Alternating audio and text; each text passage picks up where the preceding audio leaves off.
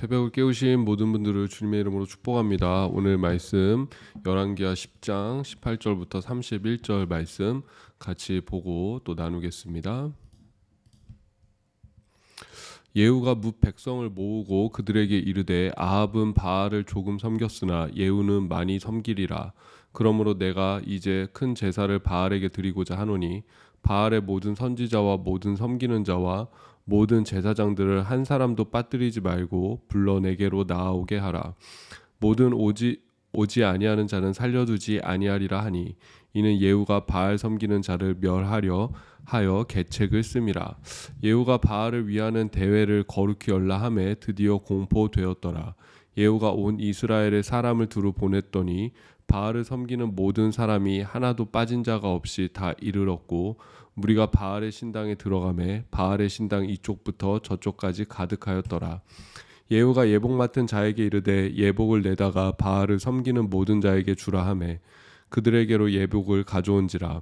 예후가 레갑의 아들 여호나답과 더불어 바알의 신당에 들어가서 바알을 섬기는 자들에게 이르되 너희는 살펴보아 바알을 섬기는 자들만 여기 있게 하고 여호와의 종은 하나도 여기 너희 중에 있지 못하게 하라 하고 무리가 번제와 다른 제사를 드리려고 들어간 때에 예후가 80명을 밖에 두며 이르되 내가 너희 손에 넘겨주는 사람을 한 사람이라도 도망하게 하는 자는 자기의 생명으로 그 사람의 생명을 대신하리라 하니라.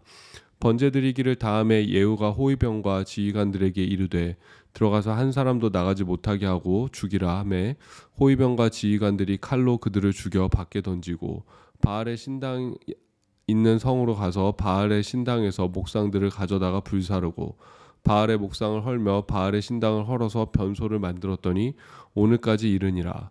예후가 이와 같이 이스라엘 중에서 바알을 멸하였으나 이스라엘에게 범죄하게 한 느밧의 아들 여로보암의 죄 곧 베델과 단에 있는 금송아지를 섬기는 죄에서는 떠나지 아니하였더라.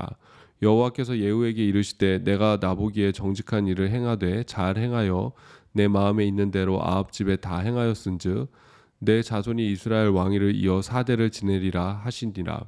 그러나 예후가 전심으로 이스라엘 하나님 여호와의 율법을 지켜 행하지 아니하며 여로보암이 이스라엘에게 범하게 한 그 죄에서 떠나지 아니하였더라.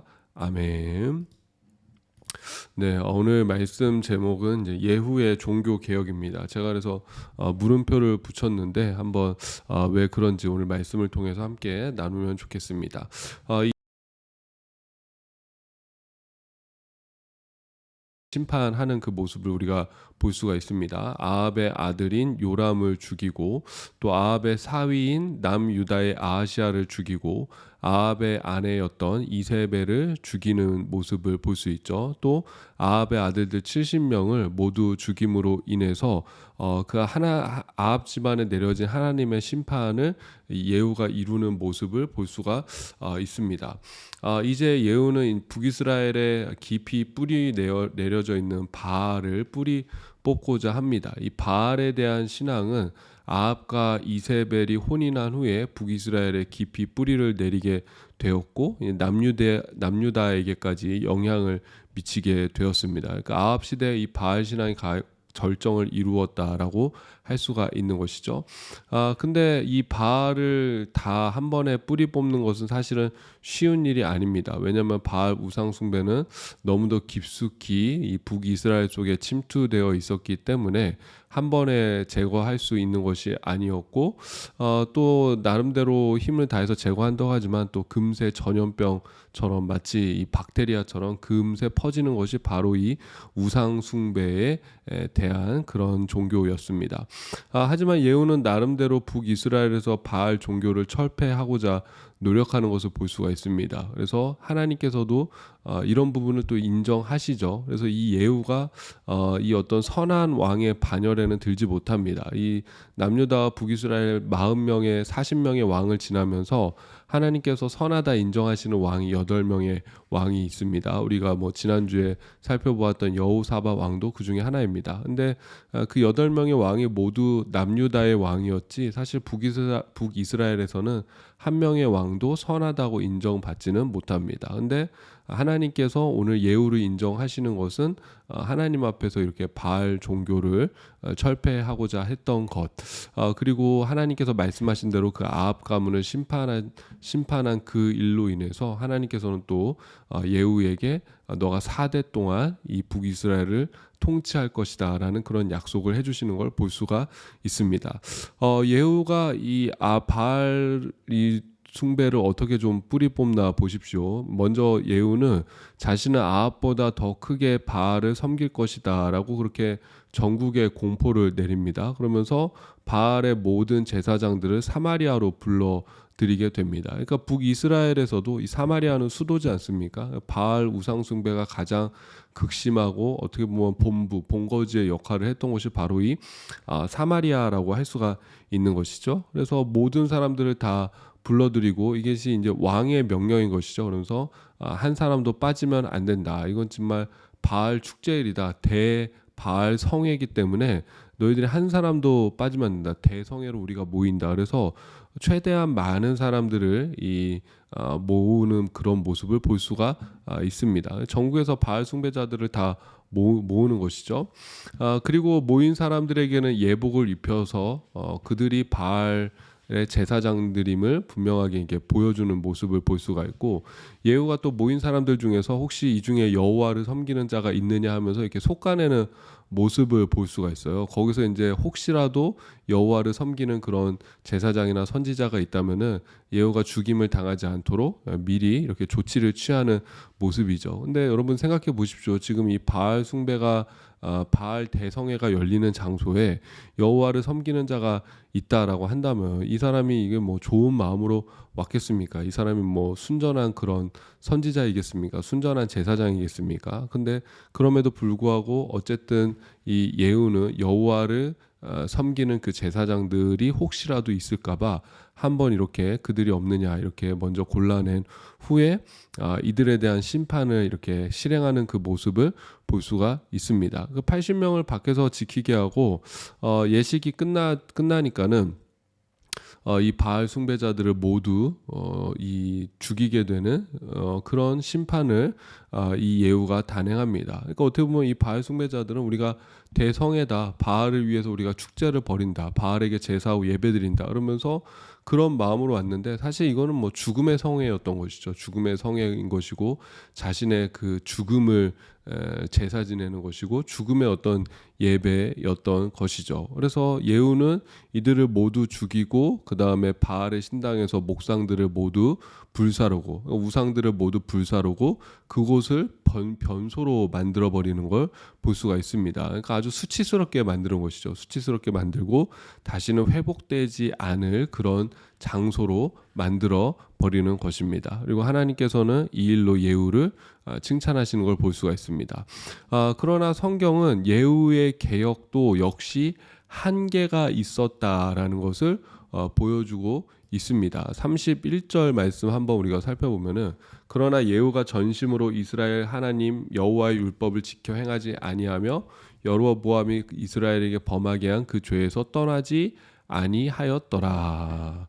예후의 그 개혁이 바알 숭배를 철폐하는 그런 노력으로는 이어졌지만은 북이스라엘에 또 깊이 뿌리 내려진 이 우상 숭배가 뭐냐면 베델과 단에 금송아지를 세워놓고 이 북이스라엘의 초대왕인 여로보암이 세웠던 것이죠. 그리고 그 금송아지를 마치 우리의 하나님이다, 우리를 인도하내신 하나님이다, 우리를 저 이집트에서 이끌어내신 하나님이다 라면서 금송아지를 숭배하는 그 여로보암의 죄악이 지금 이 북이스라엘 가운데 깊이 뿌리내려 있었습니다. 그러니까 북이스라엘이 보면은 이 바알을 섬기는 그런 우상 숭배에는 뭐 떠났다 돌아왔다 이런 모습들이 보이긴 하지만은 이 북이스라엘이 망하기까지 정말 이 여로보암의 죄, 베델과 단에 금송아지를 세워놓고 그것을 섬기고 그것을 숭배했던, 거기 앞에 제사 드렸던 그 죄에서는 끝까지 떠나지 못하는 것을 볼 수가 있습니다. 성경은 이 부분을 분명하게 지적하고 있는 것이죠. 그 옛날 그 출애굽 시절에 아론이 그 금을 모아가지고 백성들한테 금송아지 만들어서 거기서 제사 드리고 축제를 벌이지 않습니까? 근데 하나님께서 분명히 그것이 죄고 그것이 분명히 우상 숭배이다라는 것을 말씀하시고 또 그 일로 인해서 많은 사람들이 심판을 받지 않습니까? 그랬던 것처럼 지금 북이스라엘도 여전히 금송아지를 숭배하는 그 죄, 그 우상 숭배에서 떠나지 못하고 있다라는 것입니다. 그런 의미에서 예후의 개혁은 어떻게 보면은 이건 뭐 진정한 개혁이다라고 할 수가 없는 것이죠. 이건 뭐 무늬만 개혁이고 이건 뭐 겉만 번지르르한 그런 개혁이었다라고 할 수가 있습니다. 그래서 성경은 그가 전심으로 하나님을 따르지 않았다라고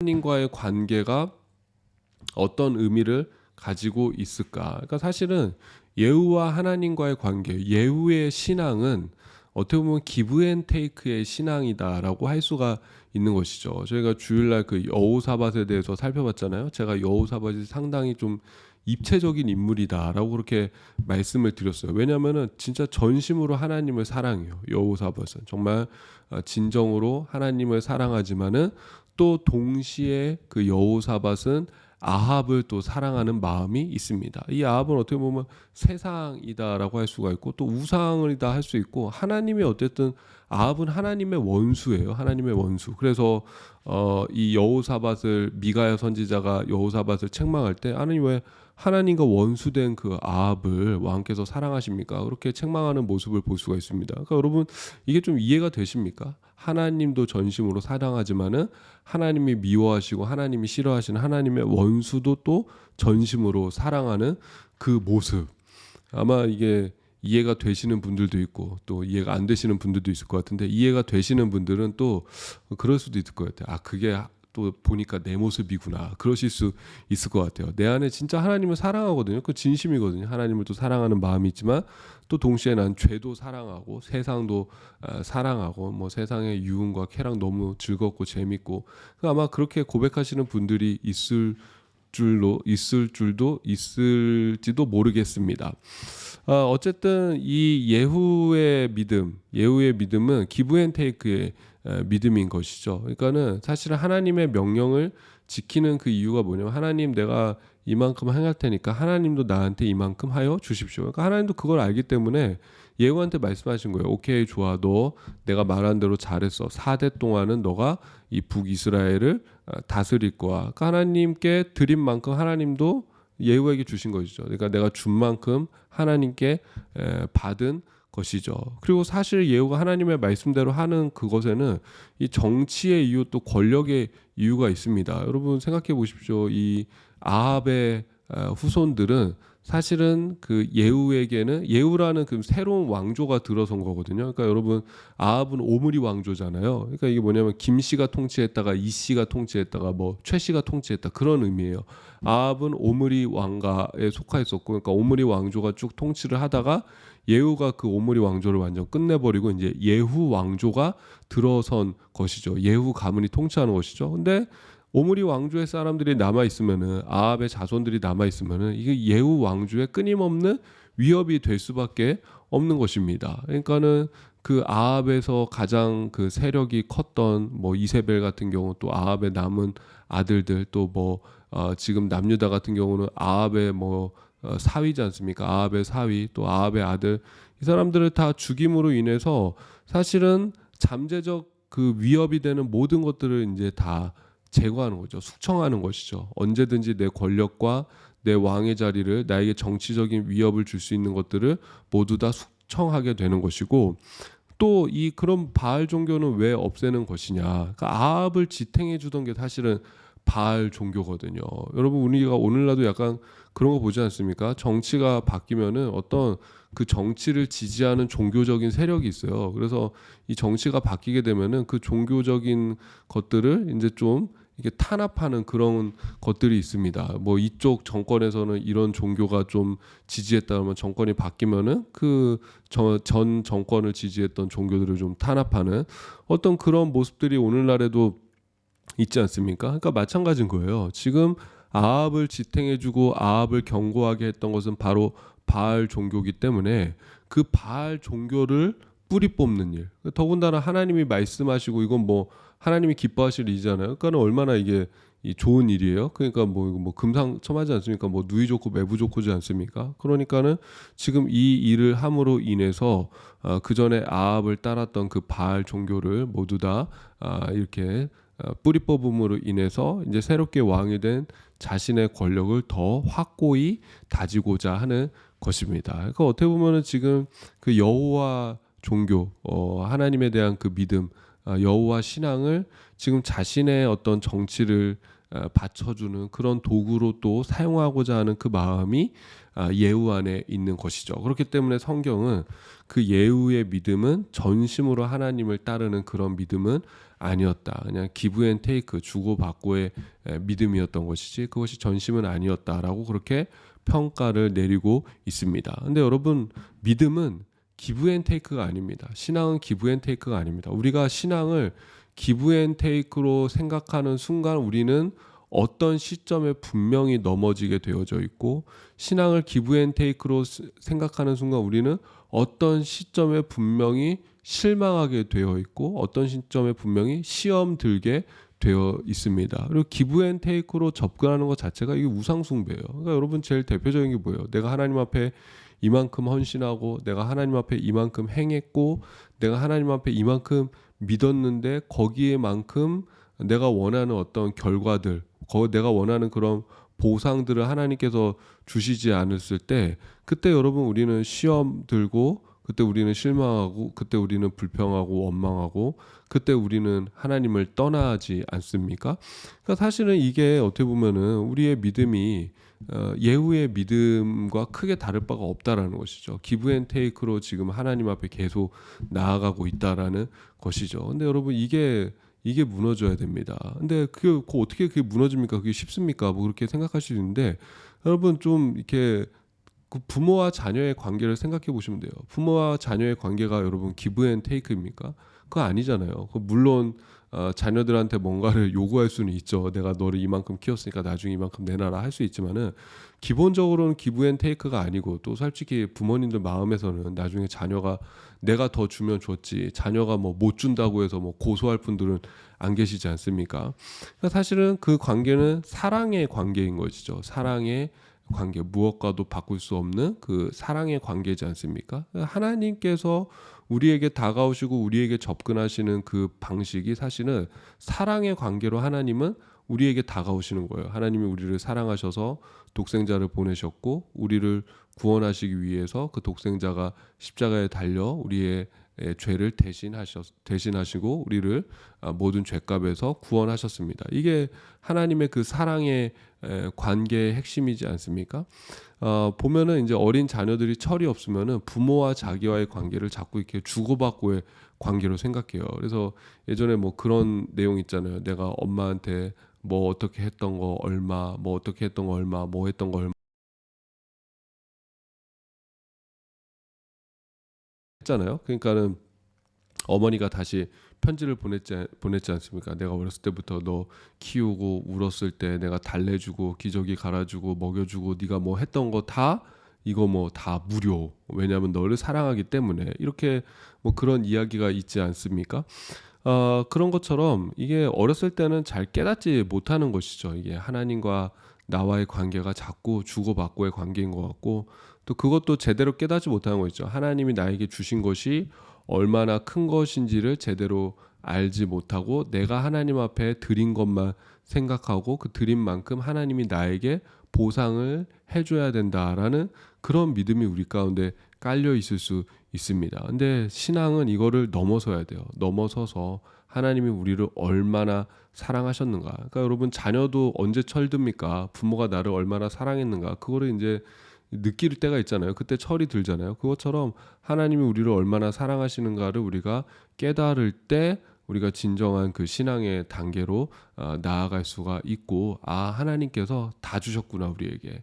이미 우리를 위해서 하나님이 다 내어 주셨구나. 그리고 뭐 우리한테 달라고 요구하는 것이 아니라 나의 사랑 속으로 나의 사랑의 관계 가운데로 깊이 들어와라라고 하나님은 우리를 초대하고 계시는구나. 여러분 우리가 그거를 깨달아야 돼요. 그래서 여러분 이거 기억하셨으면 좋겠어요. 신앙은 기브 앤 테이크가 아니다. 기브 앤 테이크로 자꾸 접근하면은 이거 언젠가는 무너질 수밖에 없다. 신앙은 사랑의 관계이다. 나와 그 사랑의 관계로 나아와라. 아버지와 자녀의 관계로 나아오라라고 말씀하시는 그 주님의 음성을 듣고 오늘도 주님께 더 깊이 나아갈 수 있는 우리의 믿음 되시기를 주님의 이름으로 축복합니다. 제가 기도하고 개인 기도하도록 하겠습니다. 하나님 아버지 은혜와 사랑에 감사를 드립니다. 오늘 우리를 부르시는 그 주님의 음성을 듣고 아버지의 그 깊은 사랑 속으로 한 걸음 나아갈 수 있는 하루가 되기를 원합니다. 우리는 때로 믿음과 신앙을 기브 앤 테이크 주고받고의 그런 우상을 대하는 그런 믿음으로 우리가 하나님께 나아갈 때가 있습니다. 그러나 진짜 믿음은 단순히 거기서 그 정도가 아닌 줄로 믿습니다. 모든 것을 우리에게 내어주신 그 하나님의 크신 사랑을 또 깨달아 알게 하여 주시옵고 하나님 주님과 주고받고 비즈니스의 관계로 나아가는 것이 아니라 정말 그 아버지와 자녀의 관계로 깊이 나아갈 수 있는 우리의 믿음 되어지게 하여 주시옵소서. 또 아버지의 그 크신 사랑을 깊이 깨달아 알게 하여 주셔서 전심으로 하나님을 따르고 사랑하는 우리 모든 성도들 되어지게 하여 주시옵소서. 감사드리며 예수님의 이름으로 기도드립니다. 아멘. 오늘도 좋은 하루가 되시길 바랍니다.